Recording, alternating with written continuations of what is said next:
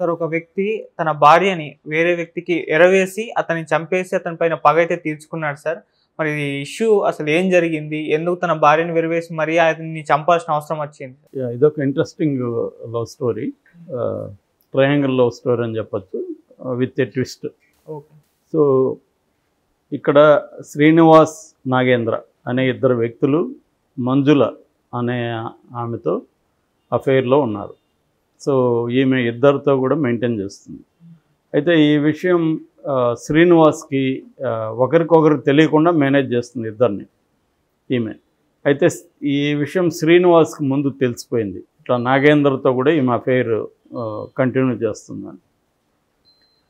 తెలిసిపోయినప్పుడు శ్రీనివాస్ ఆమె మీద దాడి చేసి తిట్టి కొట్టి నాకు చెప్పకుండా నాతో కంటిన్యూ చేస్తూ నువ్వే నా సర్వస్వం ఈ కబుర్లన్నీ నాకు చెప్తూ అవతల ఇంకొక అతనితో కూడా మెయింటైన్ చేస్తున్నావు అని అతను రెడ్ హ్యాండెడ్కి పట్టుకొని ఆమెను కొట్టాడు.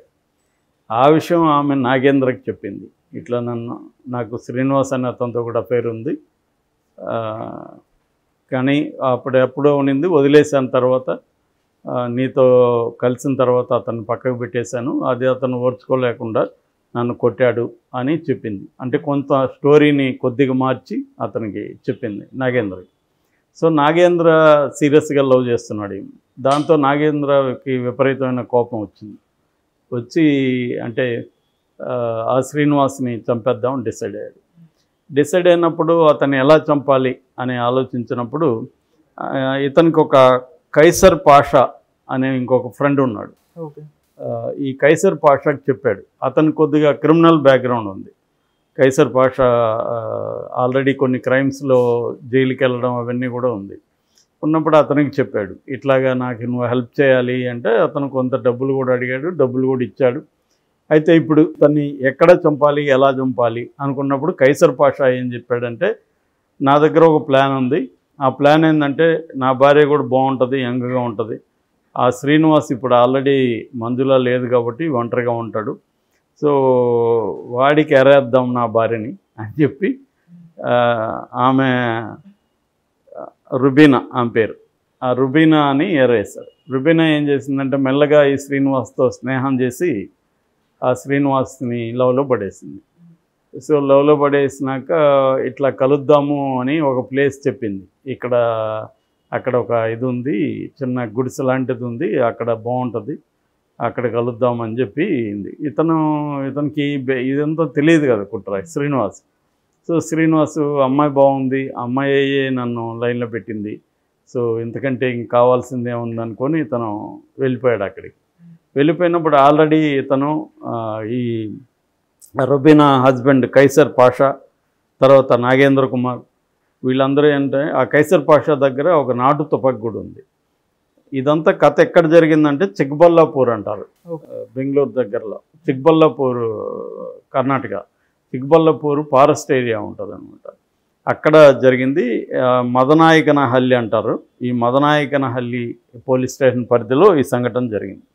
సో అందుకని అక్కడ అడవి దగ్గరగా ఉన్నవాళ్ళు నాటు తుపాకులు వాడుతూ ఉంటారు. సో అట్లాగా నాటు తుపాకి తీసుకెళ్ళి వెళ్ళి రెడీగా ఉన్నారు. ఈమె అక్కడికి తీసుకొచ్చింది. ఇతన్ని తీసుకొచ్చినప్పుడు వీళ్ళు అటాక్ చేసి అతన్ని దారుణంగా గన్నుతో కొట్టి కాల్చి చంపేశారు.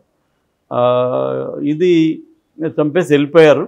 దాని తర్వాత ఈ శ్రీనివాస్ ఎవరు అంటే మంజునాథ్ రెడ్డి అనే ఒక అతని దగ్గర టిప్పర్ డ్రైవర్గా పనిచేస్తున్నాడు. టిప్పర్స్, ఇసుక, మట్టి, కంకర ఇట్లాంటివి ట్రాన్స్పోర్ట్ చేస్తుంటారు అన్నమాట. సో అతను మంజునాథ్ రెడ్డి మదనాయకనహల్లి పోలీస్ స్టేషన్లో వచ్చి కంప్లైంట్ ఇచ్చాడు. ఇచ్చినప్పుడు పోలీసులు ఇది వాళ్ళకి అర్థం కాలేదు ఫస్ట్, ఇది ఎలా జరిగింది ఏంటని.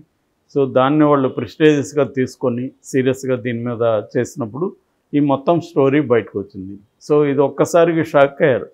అంటే తన సొంత భార్యని ఈ కైసర్ పాషా ఎట్లా ప్రయోగించాడు అంటే ఆమెని అఫైర్ పెట్టుకున్నాక మేబీ వాడిని ఎలాగో చంపేస్తాం, అఫైర్ పెట్టుకుంటే తప్పేముంది అనుకున్నాడా తెలియదు.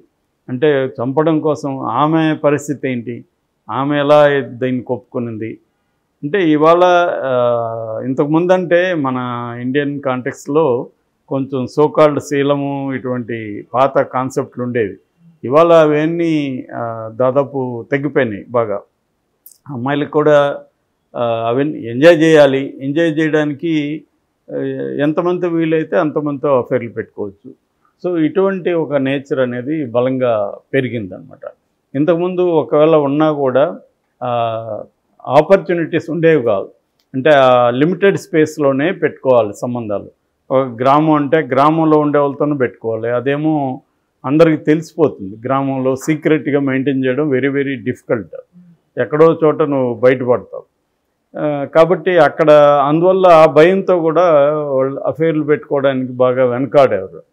కానీ ఇప్పుడేమైంది, నువ్వు సీక్రెట్గా అదే గ్రామంలో ఉంటావు కానీ అక్కడే ఎవరితో మాట్లాడవు, తలదించడం లేపవు, అలాగ ఉండొచ్చు. కానీ ఫేస్బుక్లో, చాటింగ్లో, వాట్సాప్లో ఫోన్ ఉంటే చాలు కదా, ఎక్కడెక్కడ వాళ్ళతో కూడా అఫైర్లు పెట్టుకోవచ్చు, బయటికి వెళ్ళిపోవచ్చు. ఇటువంటి ఒక మొబిలిటీ పెరగడం, కమ్యూనికేషన్ సిస్టమ్స్ పెరగడం, దీంతో మల్టిపుల్ అఫైర్స్ అనేవి బాగా విమెన్లో కూడా బాగా పెరిగింది. ఇంతకుముందు మెన్ అనేవాళ్ళు ఎప్పటి నుంచో మల్టిపుల్ అఫైర్స్ అనేది డొమైన్, మెన్స్ డొమైన్ ఒకప్పుడు. ఇప్పుడు విమెన్ కూడా ఎంపవర్మెంట్ వచ్చింది, విమెన్కి ఫైనాన్షియల్ ఫ్రీడమ్ వచ్చింది. దాంతో వీళ్ళు కూడా రెండోది ఈ kind of old concept of so called శీలం, ఇట్లాంటి మోరల్ బైండింగ్ కూడా వాళ్ళకి పోయింది. సో ఒక పక్క మోరల్ బైండింగ్ పోవడం, ఒక పక్క ఈ ఓపెన్ అప్ అవ్వడం, ఫైనాన్షియల్ ఇండిపెండెన్స్ రావడం. దీంతో అమ్మాయిలు కూడా ఏంటంటే నేను వీడితో ఒకరితోనే ఎందుకు ఉండాలి, నాకు ఆపర్చునిటీ ఛాన్సెస్ ఉన్నప్పుడు అని వీళ్ళు కూడా అఫైర్లు పెట్టుకున్నారు.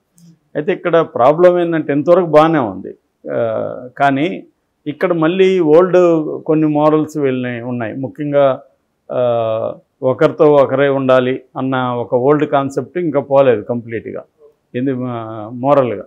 దానివల్ల రెండోది ఏంటంటే హ్యూమన్ సైకాలజీలోనే ఒక రకమైన తన ఎమోషనల్ బాండేజ్ వచ్చినప్పుడు ఆ వ్యక్తి తనతోనే ఉండాలి అన్న ఒక ఇది ఉంటుంది. అది లేనప్పుడు ఏమవుతుందంటే వీళ్ళు హర్ట్ అవుతారు. చాలామంది, నేను చాలాసార్లు చెప్పాను, రెండు రకాల కాన్సెప్ట్లు ఈ లవ్ స్టోరీలో పనిచేస్తుంటాయి. ఒకటేమో ఫ్యూజన్ లవ్. ఫ్యూజన్ లవ్ అంటే ఒకరు ఇంకొకరితో విడిగా బతకలేము అన్న ఒక ఇది వచ్చేస్తుంది. వాళ్ళతో బయటికి వాళ్ళు తనను వదిలేస్తే తట్టుకోలేరు, దాన్ని ఫ్యూజన్ అంటాం. ఇంకోటి టిల్టెడ్ లవ్ అంటారు. టిల్టెడ్ లవ్ అంటే ఏదో తమకు దూరం అయిపోతే వాళ్ళని చంపేయడము, లేకపోతే తాము చనిపోవడము, ఇటువంటి ఒక వైలెంట్ నేచర్లోకి వెళ్ళిపోతుంది. అంటే మామూలుగా అయితే మనకి దేవదాస్ కైండ్ ఆఫ్ ఒక మోడల్ ఉంటుంది.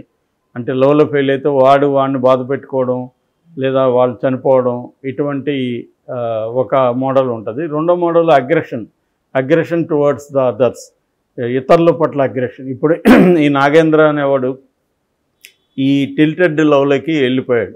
అంటే తను ఆ అమ్మాయితో ఉన్నాడు, సో ఇంకొకరిని అతను భరించలేని పరిస్థితి. శ్రీనివాస్ అంతే, శ్రీనివాస్ కూడా అగ్రెషన్లోనే ఉన్నాడు. కాకపోతే శ్రీనివాస్ హత్య చేయాలనుకోలేదు, ఆమెను తప్పు అనేది అతను అనుకున్నాడు. ఎందుకంటే ఇద్దరితో నువ్వు ఎలా మెయింటైన్ చేస్తావు. సో ఇది ఎప్పుడైతే తెలిసిందో ఆమె ఏం చేసింది, తనను రేపొద్దున ఈ శ్రీనివాస్ వెళ్ళి నాగేంద్ర మీదకి ఎక్కడికి వెళ్తాడో అప్పుడు నాగేంద్రకి నా అఫైర్ తెలిసిపోతుంది, అప్పుడు ఇద్దరు దూరం అయిపోతారేమో అన్న దీంతో ఆమె ఏం చేసింది, శ్రీనివాస్ మీద లేనిపోని చాడీలు నాగేంద్రకి చెప్పింది. సో నాగేంద్రకి మొత్తం హోల్ స్టోరీ తెలియదు కదా. నాగేంద్ర ఏమనుకున్నాడు, నేను గాఢంగా ప్రేమిస్తున్నాను ఈ అమ్మాయిని, నేను ఎమోషనల్గా అటాచ్ అయ్యాను. ఈ శ్రీనివాస్ అనేవాడు అయిపోయిన మా చాప్టర్ అది, వాడు ఇప్పుడు మళ్ళీ ఎంటర్ అయ్యి కెలుగుతున్నాడు, దీనివల్ల నాకు డిస్టర్బ్ అవుతుంది. సో అతన్ని లేపేద్దామని ఇతను నాగేంద్ర అనుకున్నాడు. అంటే ఈ హోల్ ఎపిసోడ్లో చంపేయడం అనేది ఈజీ ఆప్షన్గా వీళ్ళందరికీ కనబడింది. ఇక వీడు కైసర్ పాషా, వీడు ఇంకా ఎక్స్ట్రీము. ఇతను ఆల్రెడీ క్రిమినల్గా ఉన్నాడు. చాలామంది ఏంటంటే వాళ్ళ భార్యలని పేరుకే కానీ వాళ్ళకి ఏమీ అబ్జెక్షన్ ఉండదు. సో అటువంటి ఇది కాబట్టి అతనికి, మనకు బయట వేరే వాళ్ళకి అది ఆశ్చర్యం అనిపిస్తుంది కానీ వాడికి అది పెద్ద విషయం కాదు. ఆమెకు కూడా అది అలవాటు అయి ఉండొచ్చు.